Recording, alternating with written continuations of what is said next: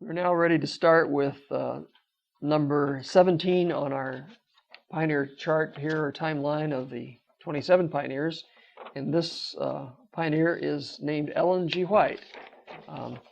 Probably of all the pioneers, there's probably more written about this one than there are about any of the other ones. And by. Not only about her, but by her as well, for sure. And so it will be a very short overview of some of the key things in her life. Again, to review the issues that we've done, which overlap those of her husband. Volume 5 of Lest We Forget were devoted to, the issues of Volume 5 were devoted to James and Ellen White. Volume 5, number 1, featuring James and Ellen White. Volume 5, number 2, after October 22, 1844. And then Volume 5, number 3 mostly is James White. Then Volume 5, number 4 is particularly Ellen White. And you'll see that it's unusual because these are usually 8 pages long. This one is 12 pages long. So we added 4 extra pages on the issue that particularly highlighted Ellen White. But that's the issue that has details about the timeline in her life that I've drawn most of the timeline here from. And of course, we have a picture of her on the top there beside James White in this collection of pioneers that we're building story by story here. So let's begin with the outline that we have of her. I've given you again the references to the issues that we've published on her, unless we forget. If you forget what I referred to, they're there at the top of the handout. Ellen Gould White was born Ellen Harmon on November 26, 1827, to Eunice and Robert Harmon in Gorham, Maine, with another sibling. She had a twin born at the same time named Elizabeth. Where did she get that middle name? I don't know. Does anyone know where she got the name Gould? Relative. It was a relative that was named that? Okay. There was a number of Goulds. Okay. Or people that had the name Gould. Okay. Number of relatives with that name. At the age of 9, 1836, it would be calculated to be, she was injured in the face by a thrown stone while in the 3rd grade. Never returned to formal schooling, though she tried once, some 3 years later.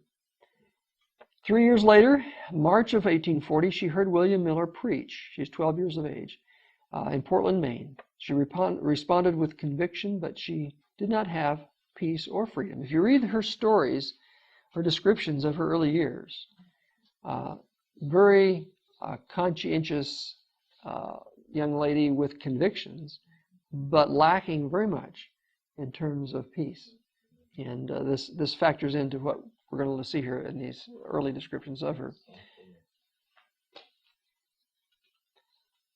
The summer of 40, at the age of 12, she attended a Methodist camp meeting in Buxton, Maine. She was much encouraged by a discourse on Esther. And what was it in the story of Esther? Esther says, I will go into the king, and if I perish, I perish. And the speaker told the congregation, go to the king. He will reach out his scepter, And so she was encouraged because the doubting, she felt herself to be a doubting one, because it was like she didn't have assurance that God really had accepted her. And he encouraged the doubting ones to surrender to God and venture upon his mercy without delay, is how she described it. And here's some of her own descriptions from that time. As I knelt and prayed, suddenly my burden left me and my heart was light. At first a feeling of alarm came over me and I tried to resume my load of distress. It seemed to me that I had no right to feel joyous and happy, but Jesus seemed very near to me. I felt able to come to him with all my griefs, misfortunes, and trials, even as the needy ones came to him for relief when he was upon the earth, even as Esther went to the king. There was a surety in my heart that he understood my peculiar trials and sympathized with me. I can never forget this precious assurance of the pitying tenderness of Jesus toward one so unworthy of his notice. I learned more of the divine character of Christ in that short period, when bowed among the praying ones, than ever before. Life Sketches 23. what happened? There was a lady who was concerned for the young people, and she describes her as a mother in Israel. One of the mothers in Israel came to me and said, "Dear child, have you found Jesus?" I was about to answer yes when she exclaimed, "Indeed you have. His peace is with you. I see it in your face." So your face reveals you. Countenance. That was Life Sketches, page 24. 1841, age of 14. She was so weak she had to be propped up in bed to work. She was working with her father. Her father made hats, and she was helping with that project.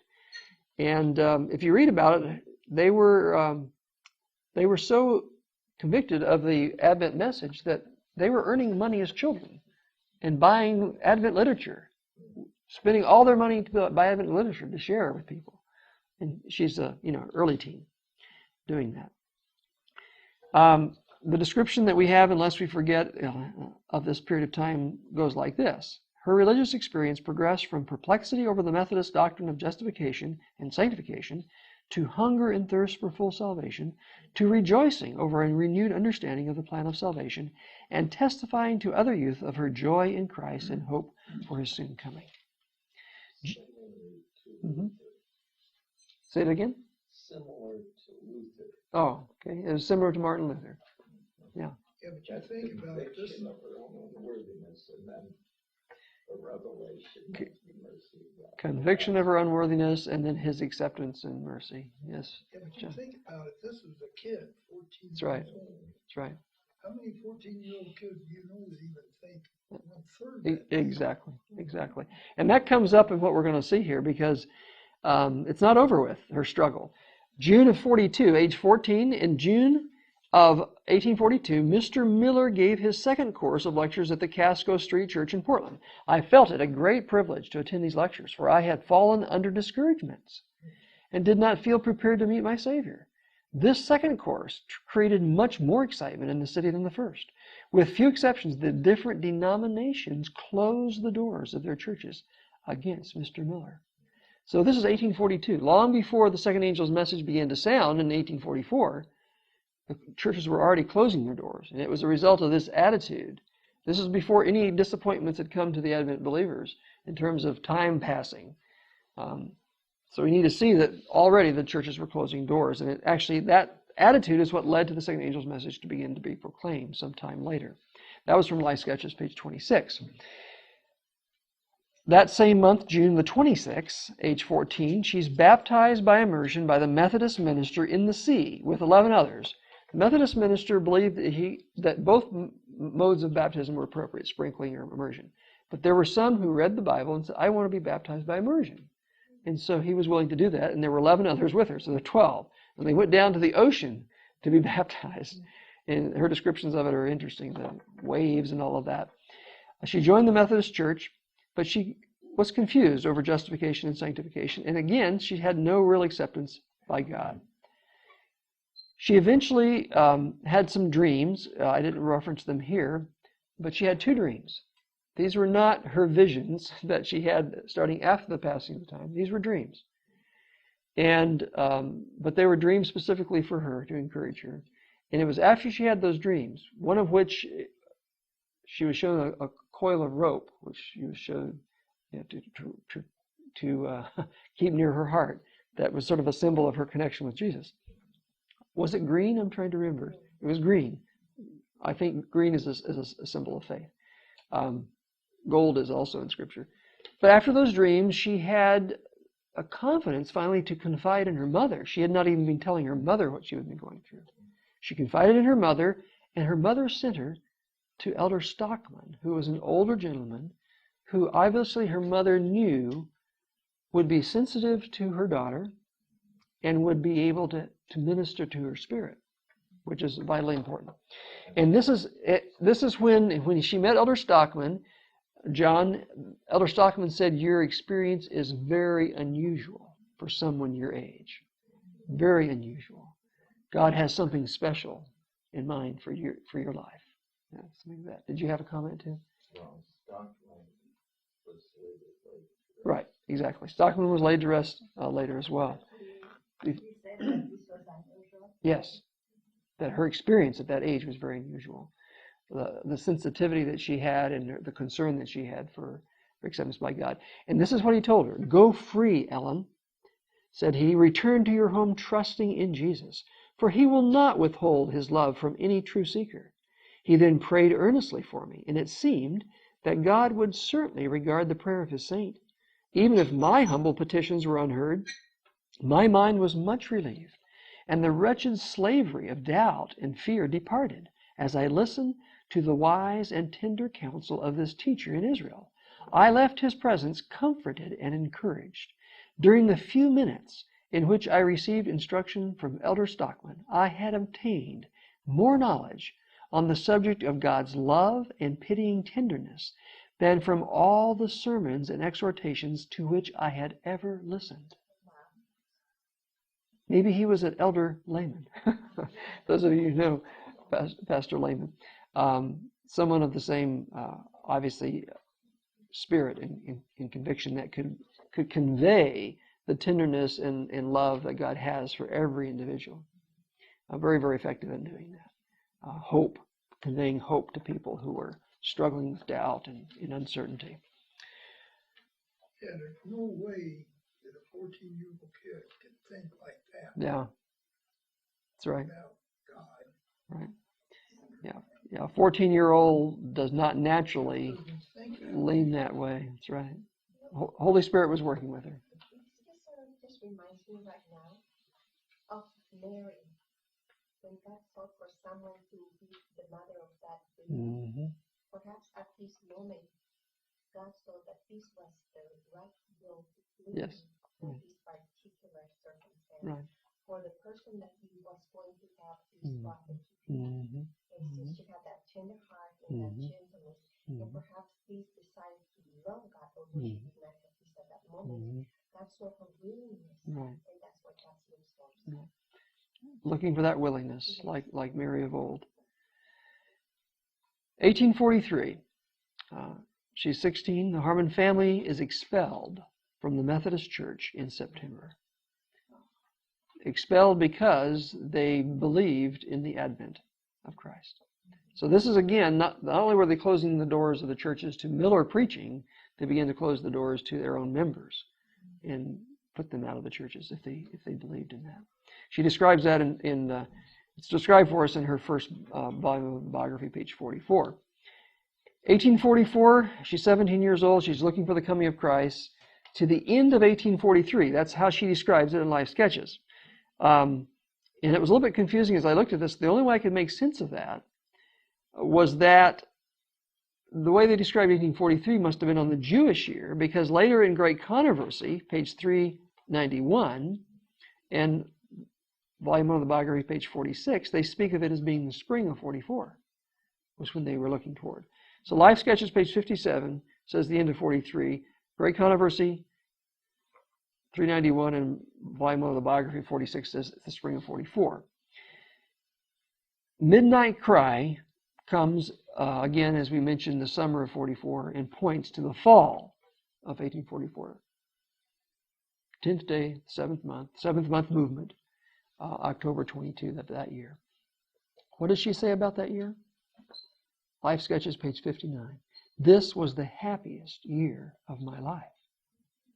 My heart was full of glad expectation, but I felt great pity and anxiety for those who were in discouragement and had no hope in Jesus. We united as a people in earnest prayer for a true experience and the unmistakable evidence of our acceptance with God. The fall comes, the disappointment occurs.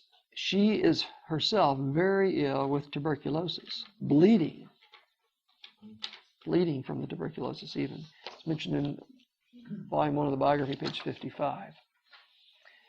And here's how she describes, we read James's description of what that event was like. Here's how she describes it. The waiting people of God approached the hour when they fondly hoped their joys would be complete in the coming of the Savior, but the time again passed, just as it had earlier in that year of 43. The time, spring of 44. The time again passed unmarked by the advent of Jesus. It was a bitter disappointment that fell upon the little flock whose faith had been so strong and whose hope had been so high. But we were surprised. We were surprised that we felt so free in the Lord and were so strongly sustained by His strength and grace. Very interesting comment. They were surprised that they were not just devastated totally. And then December of that year, a couple months later, the precise day in December is not documented anywhere that I am aware of. She's gathered in prayer, and there were those who would gather in prayer to pray over the Advent message still after the passing of time. And they're gathered in prayer, and she has her first vision. And it's in early writings, pages 13 to 21. You might want to read it again to review that amazing description. Regarding the travels of the Advent people, remember she was looking for them, and she couldn't see them. And the angel said, look again, and look a little higher.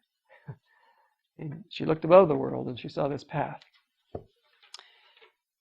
Travels of the Advent people to the city of God with the midnight cry at the beginning of the path. Bright light, shining, partially lighting the way. Because I say partially because Jesus was there. They were able to see Him, and He had light with Him too. And so there's light coming from the beginning of the path. There's light coming from Jesus, and they're needing to follow Him and follow the light, right? Very significant imagery there.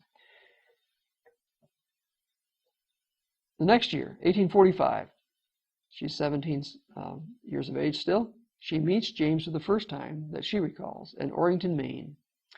And again, volume 1 of the biography, page 70, documents that. That's her memory of meeting him for the first time. Where was the difference of years? James? 6 years. James was born in 21. She's born in 27. 6 years and 3 months about. Maybe a little bit more than 3 months. August of 21 to November of 27.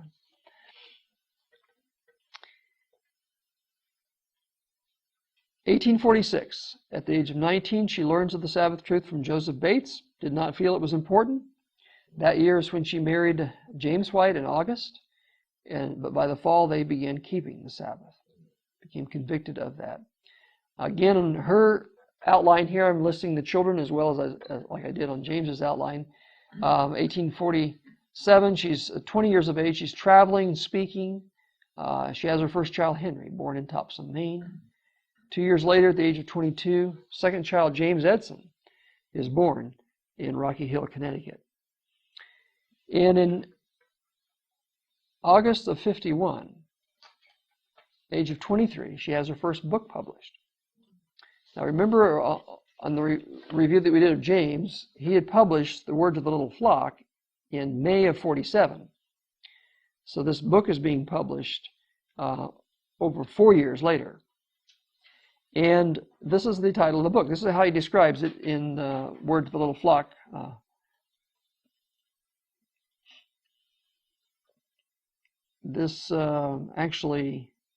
Early writings is what references that.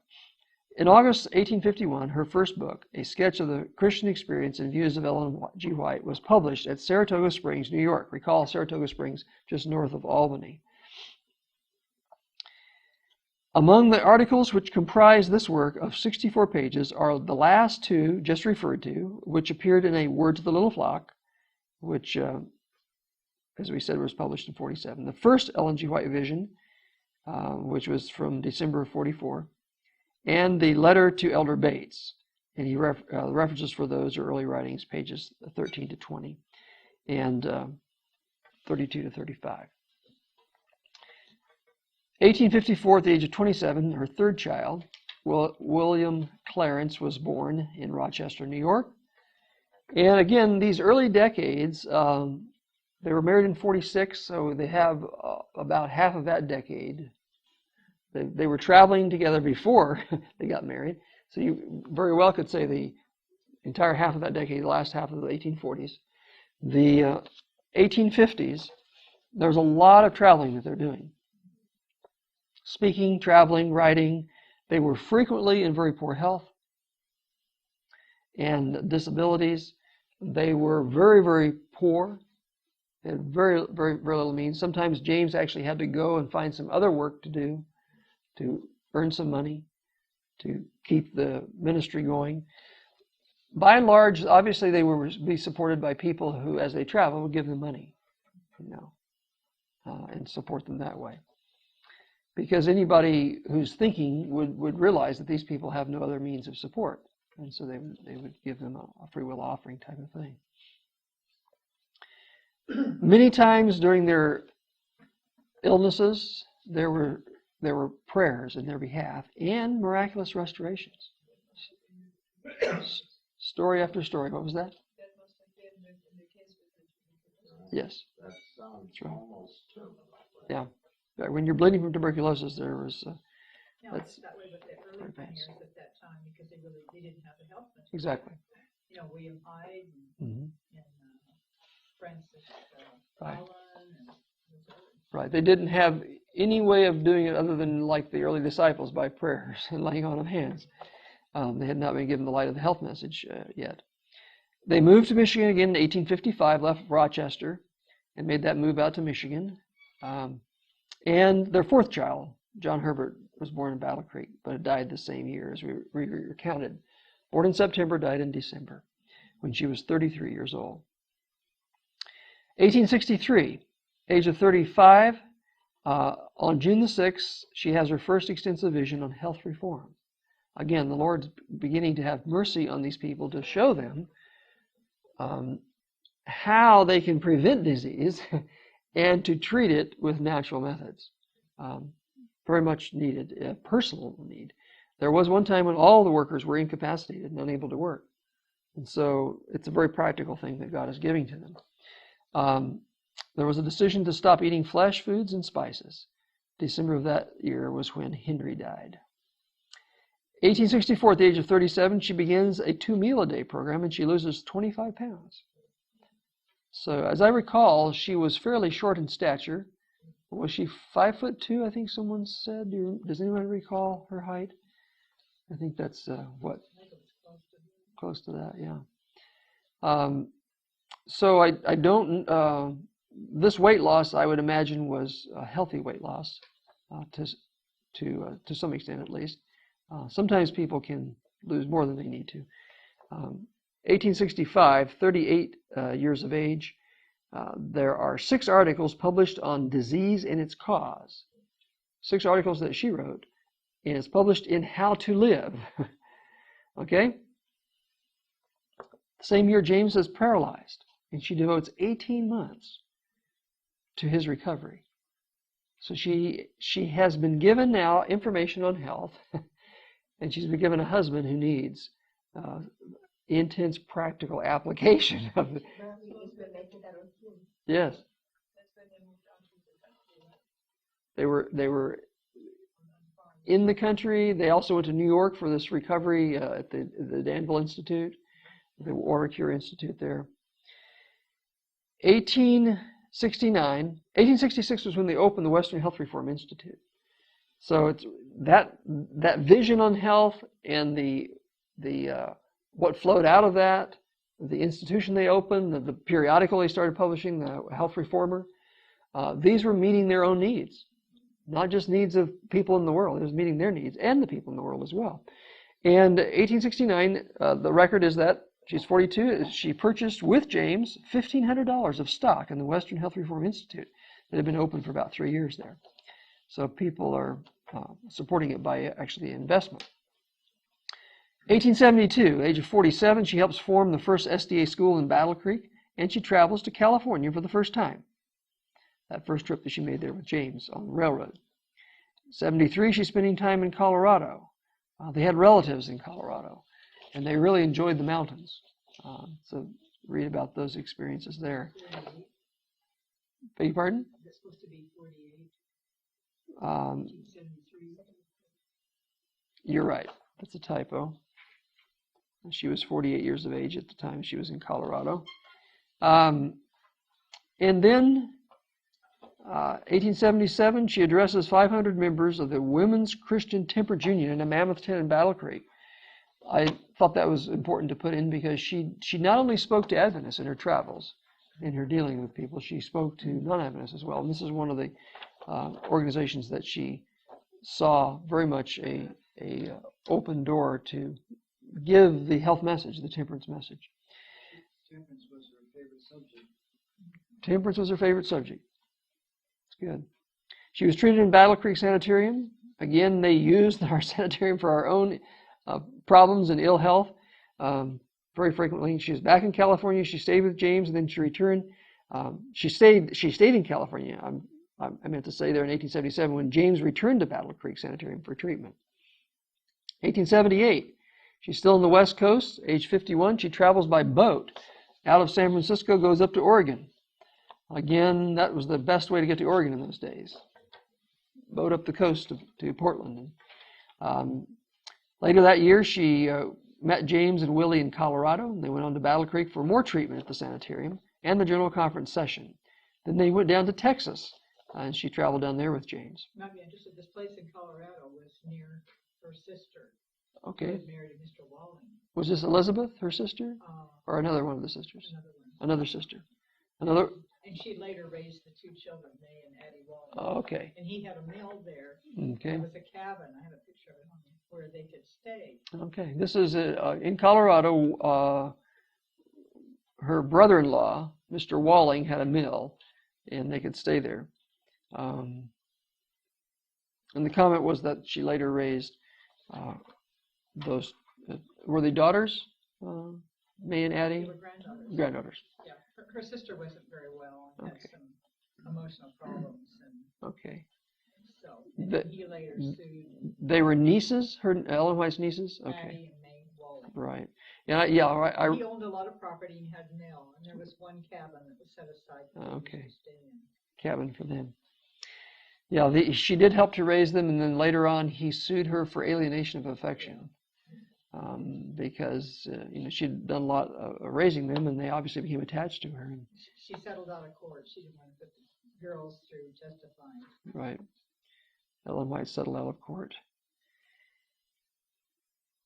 1881, at the age of 54, her husband dies in Battle Creek.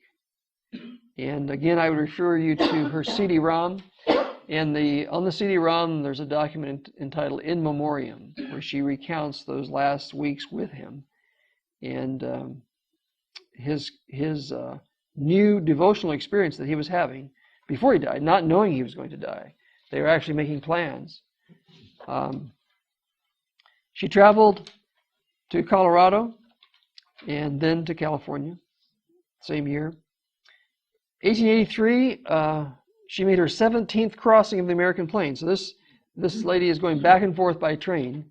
That would be a total of probably 8 or 9 round trips crossing the plains on the train.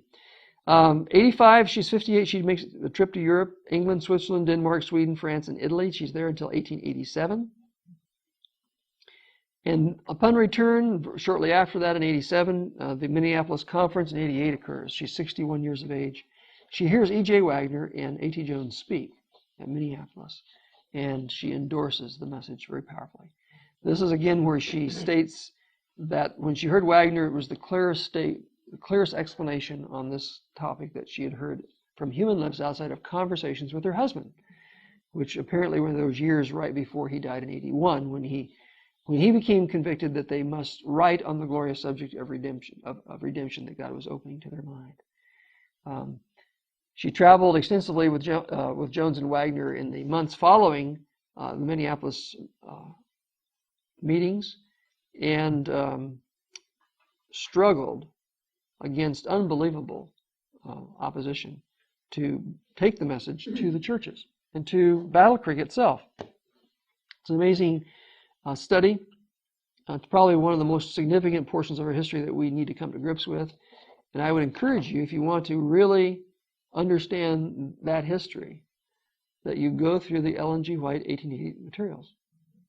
Because that's her own descriptions of what was happening, arranged in chronological order. She's not writing a history of it per se. She's writing about it. And it's arranged in the order in which it's it comes up in her writings, letters, manuscripts, articles, sermons, and she's referencing it over and over again. Very, very significant. Actually, the most passionate letter that I think I've ever read by her is not in the 1888 materials, but refers to the light of 1888. It's a letter that she wrote 4 years after Minneapolis. She wrote it in November, which would be 4 years to the very month, because the meetings went into November in 88. November, she wrote in 1892 to the GC president. And the letter is entitled The Need for a Converted Ministry. And in that letter, she says the truth that has been set before us the past few years is immense in its importance, reaching into heaven, encompassing eternity. That was November 1892? Yes. I would read that. That's on the CD-ROM. If you have the index to the letters, look up the November letter to O.A. Olson and find the reference. It's actually in pamphlet number 2, page 25. If you look at pamphlet number 2, page 25. The code is PH002, as I recall, because there's over 100 pamphlets, so they had to put zeros to make it up. Page 25, the entire letter is an amazing letter. She says after how important the truth was that Satan has done everything to block this. And you can imagine why, because if this is a message that will equip God's people for what they need, and then what in turn the world needs, this could bring a rapid conclusion to the mission of the Advent movement. And the devil, he doesn't want it to stop, right? He wants it, the longer it's prolonged, the longer he has to do whatever he likes to do. The truth that has been set before us the past few years. And the only thing that obviously, she references in the letter the ministerial institutes, which is what Prescott helped to devise after Minneapolis. When Prescott grasped what Minneapolis was all about, he began to devise ministerial institutes to train ministers to hear the light of the message of righteousness by faith. And so she references those institutes in this letter.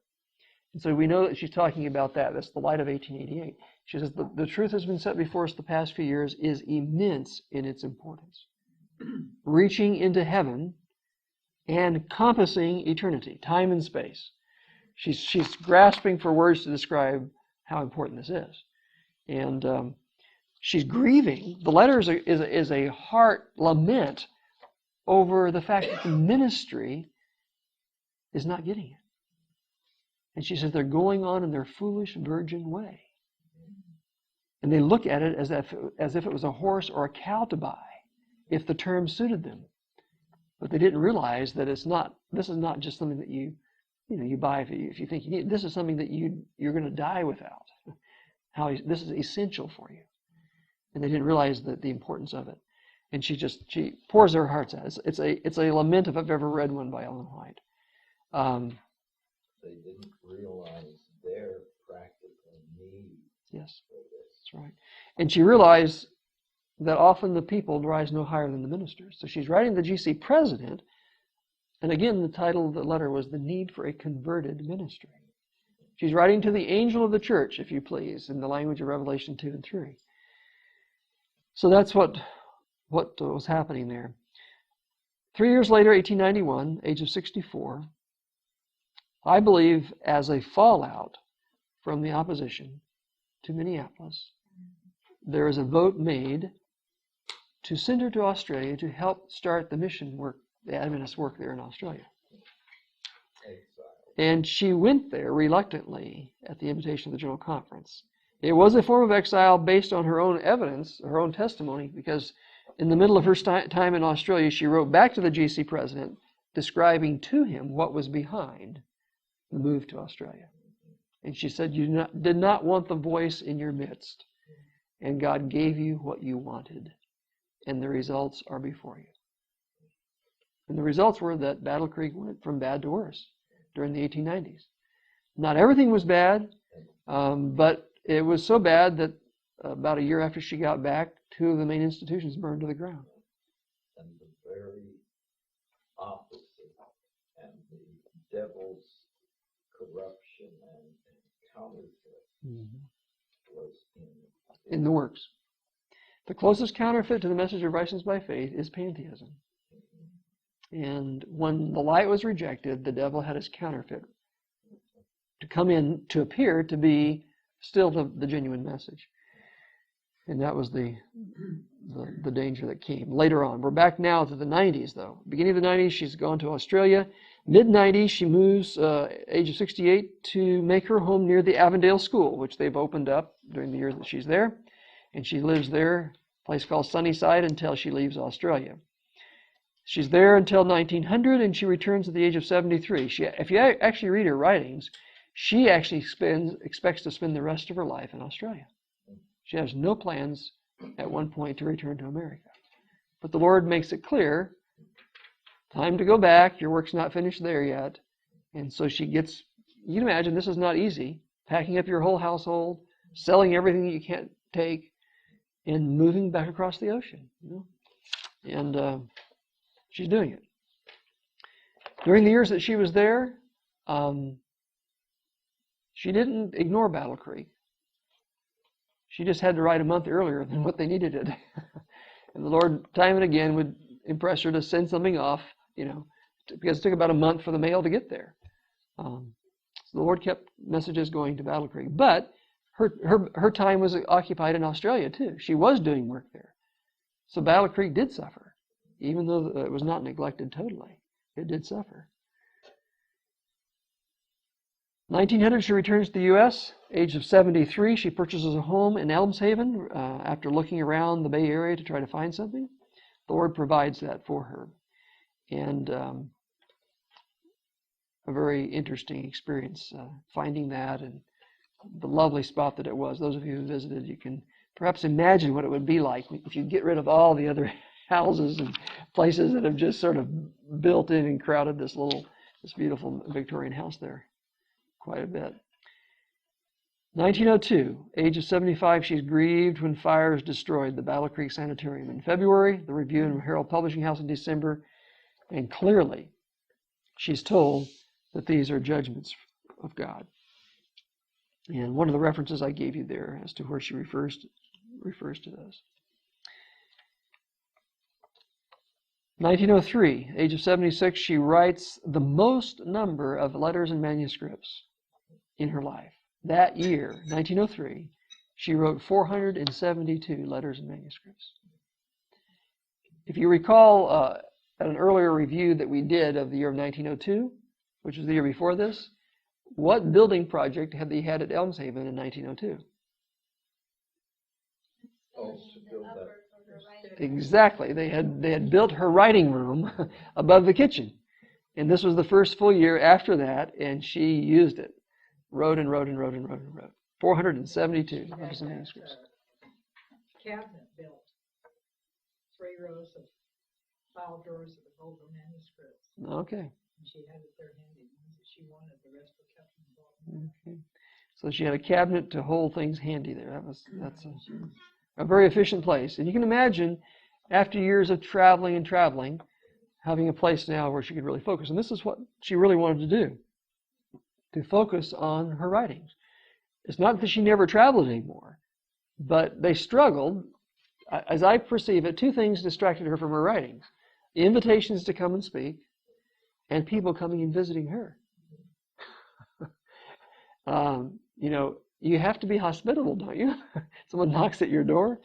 But you can see, and she did have a team of people that helped her, more than probably she'd had before, which was really instrumental, beneficial as well. Yeah, when she traveled earlier, she couldn't refer back to her other manuscripts. Right. She was totally having to pray and go from memory. Exactly. Traveling really disrupts you. I can testify to that, getting things done at home and in a continuing fashion that you'd like to do that. 1905, age of 78, she counsels John Burden to purchase the property at Loma, where we sit at present. There's a lot of stories behind all of these things. We could spend a lot of time looking at it. But 1909, the age of 81, in the spring, she attends her last General Conference session.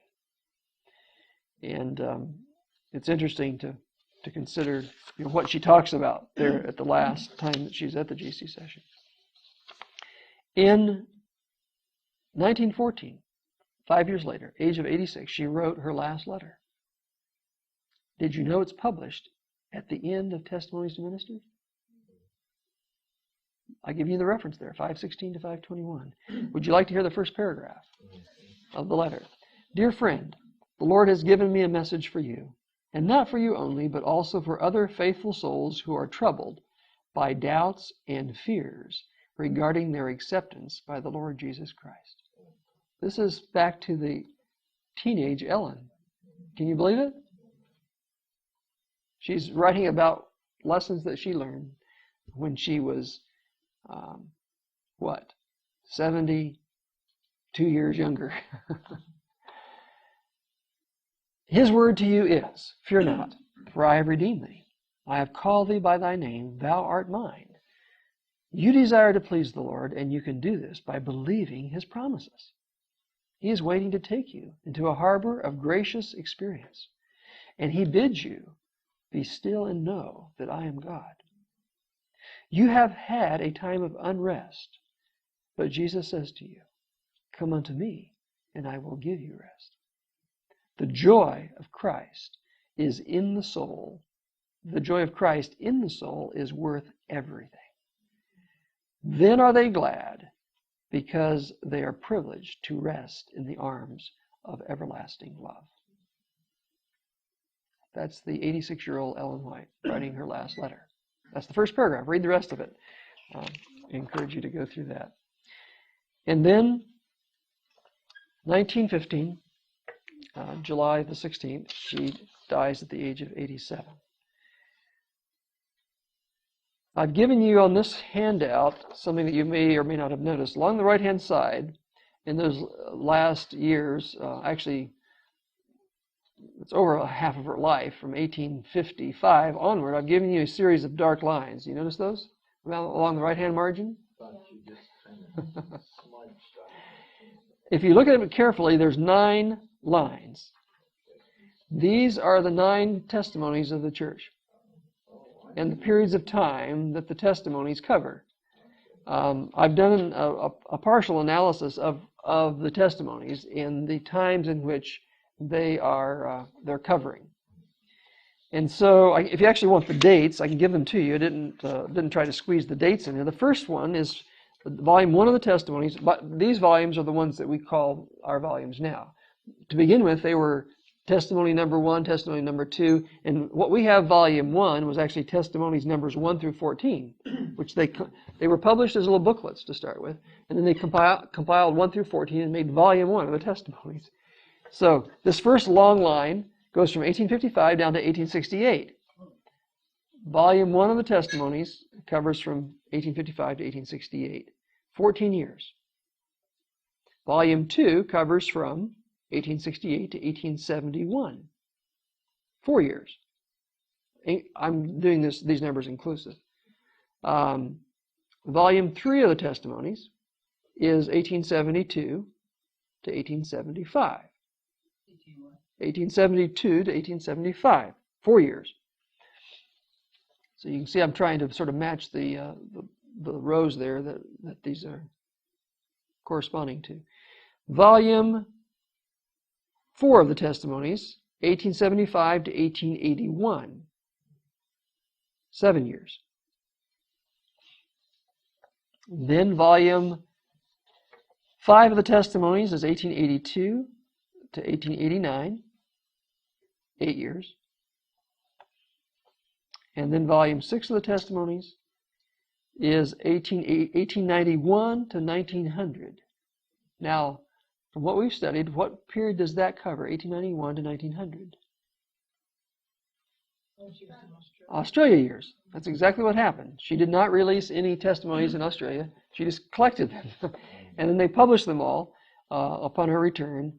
And that was the Australian testimonies. For volume 6 is the Australian testimonies. 10 years worth of them, 1891 to 1900.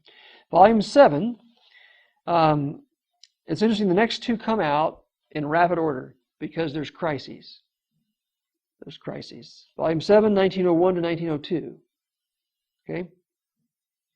1901, the great reorganization of the General Conference. 1902, the fires that occurred in Battle Creek. Those are the 2-year period there. And then Volume 8, 1903 to 1904, 2-year period. 1903, again, is the year that she wrote the most letters and manuscripts.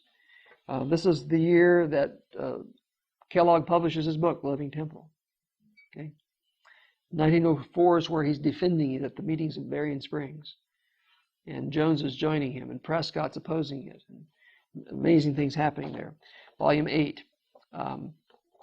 Maybe sometime we'll go through these in more detail, because there are summaries of what topics are covered, and it's useful, I think, to see the testimonies in this historical context. And then Volume 9, 1904 to 1909. So that's 6 years before she dies. But it covers a 6-year period, 1904 to 1909.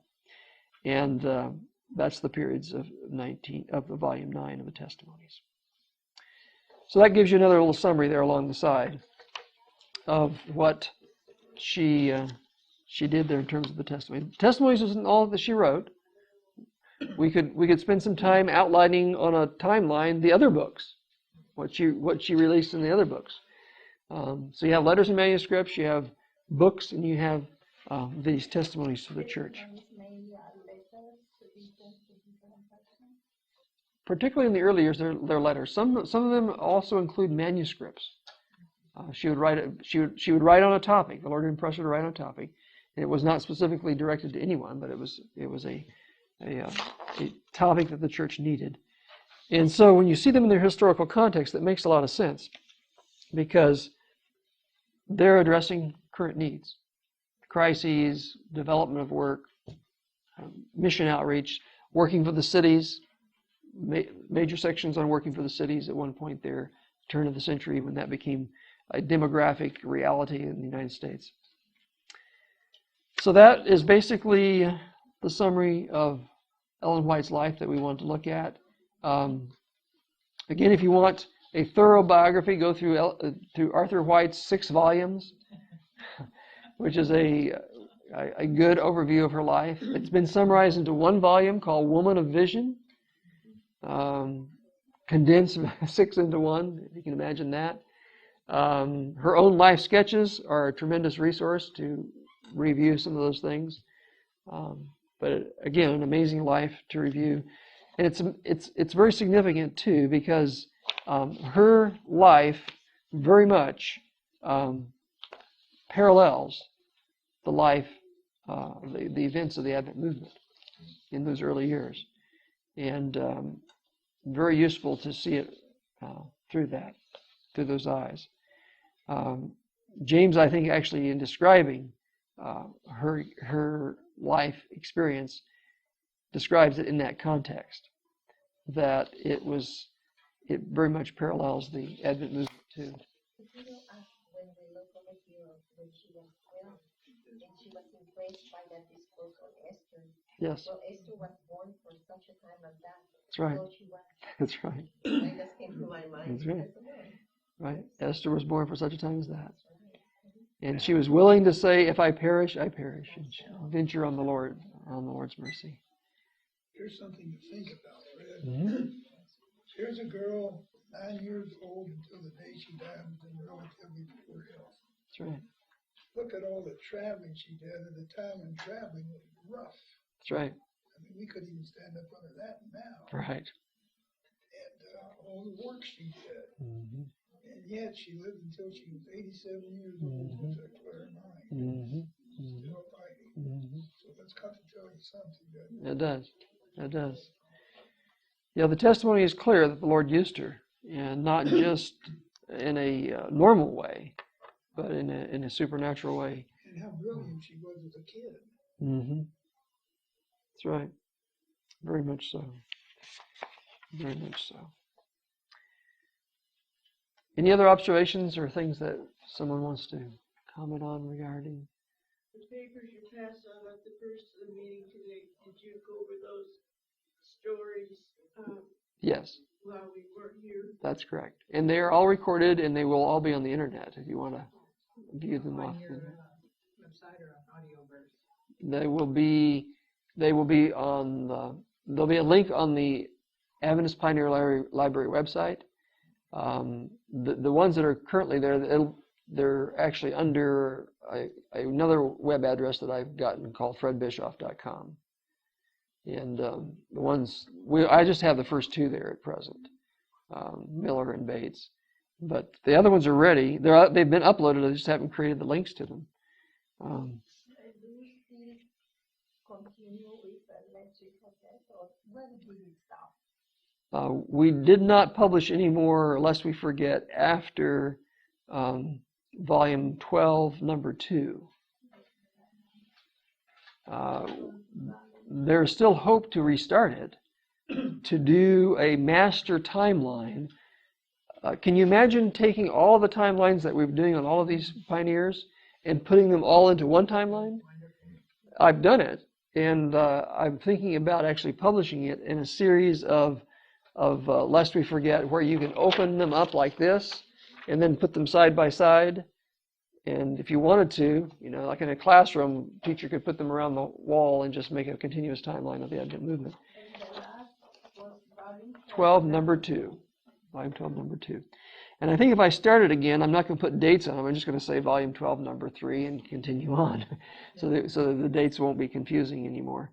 But I like to do the timeline, to do some summaries of the pioneers, and then from there on, and it should be fairly easy to do this, to actually do a extract of pioneers' writings on the things that Ellen White identifies as the landmarks of Adventism, and just give people a sample that don't have the CD-ROM or that don't know how to search it that well. Here's a sample of what this one wrote about this pillar, and this is what this one wrote about this landmark truth.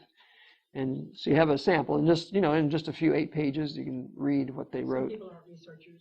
Yeah. They need a simplified version. Right. They're not- Right. There's so much on the CD-ROM that you can be overwhelmed. There's so much there that you will never read it all. And so that I'm thinking too that this can be a tour guide that can say, here's something important. Look at this. Search this on the CD-ROM. You want to roll and run with it. Yeah. That's what we need. In other words, here's how I found it myself. Here, you search for these terms and you'll find it. Find maybe even more about that. So that's what we'll do.